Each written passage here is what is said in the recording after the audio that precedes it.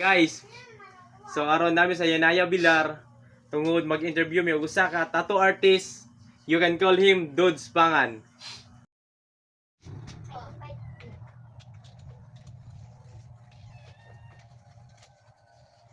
Nami pangutana sa iyang tattoo art experience. Pila na katuig nagsugod anang tattoo?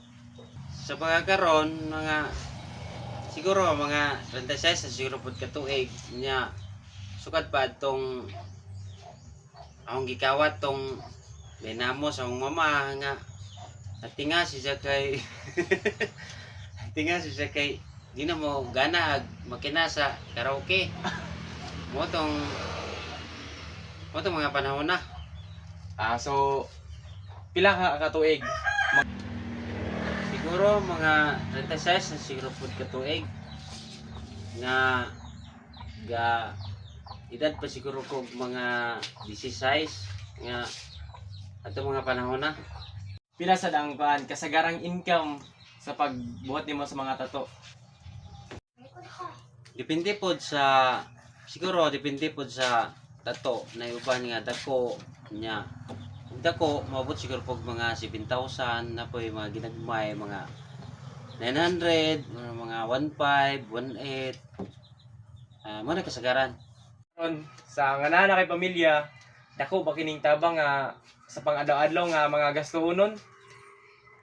Oh, dako samot na kay na ubayan pod sa akong pagpanggupit nya sa akong pagpanato. Salamat pud ko sa Ginoo nga bisag inani kung kita ra gyapon ta ining butanga. Sa ang usang inspirasyon nimo sa paghimo sa tattoo art? Unang-una, siyempre ang atong labaw nga makagahom nga magbubuhat sa langit ug sa yuta. Ang atong Ginoo na ikaduha ang akong pamilya. Ikaduha ga tanaw ko sa akong pamilya sa among kalisod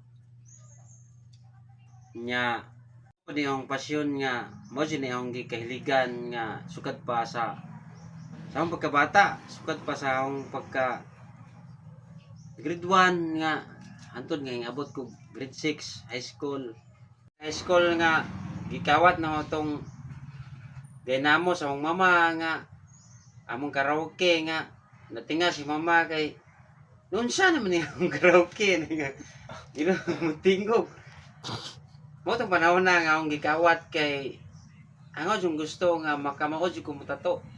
Sa mo to imong gihimong pamaagi. Mo itong mga Kinaunahan, panahon na kinaunahan. nakatawar po ko sa kaagi ba nga gikawat giguba ra jud na itong kanang karaoke sa akong mama para makatato ra gud ko. Mo itong mga panahon na.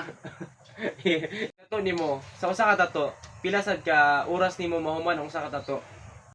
Siguro mga depende po kanang na may uban nga tato nga maabot og mga usa ka oras, na uban nga maabot og mga 8 ka oras. Siguro ang mga usa ka oras maabot siguro po nag mga 1,000 ka pen nya. Na uban nga taas-taas mga 8 ka oras maabot po ng mga 7,000, 5,000, 6,000 depende ra po si kitakon. Para nimo Joy, unsa man ang tattoo art para nimo? Ang tattoo art mao jud ni pasyon na ho. Mao jud ni akong gikahiligan sukad pa sa akong pagkabata. Sukad sa akong pagkabata nga mamunit ko og mga basiyo sa kabantay ka ng basiyo sa Rambo kanang mga basiyo sa makaon nga Rambo nga ako jud nang drawingon sa una nga di kay sa una manggod diyan mo koy baon sa una mo eskwela nya man mo pasamuel ko drawing ba tungod nang basiyo nga Rambo nga inana kay sa una mong panahon og wa kay baon para di ka mahalata mag-drawing ra kadto para di ka mahalata nga wa kay baon ba mo nang mag-drawing ra ka nga sukat pa jud sa una nga hilig jud og drawing. Mao jud na yung gikahiligan sukad pa sa una nga bay na drawing. Daghang salamat sa imong kooperasyon pero usa di siya sa content creator sa Bilar. Vlogger. Ang iyang page Dudes Pangan Vlog. Salamat sa imong kooperasyon Choy. So isa di siya sa kakuan. Vlogger sa Bilar. content creator. Ang page sa iyang Facebook page, Dudes Pangan Vlog. Shoutout mga idol. Wala kong follow mga idol. Sige. Okay.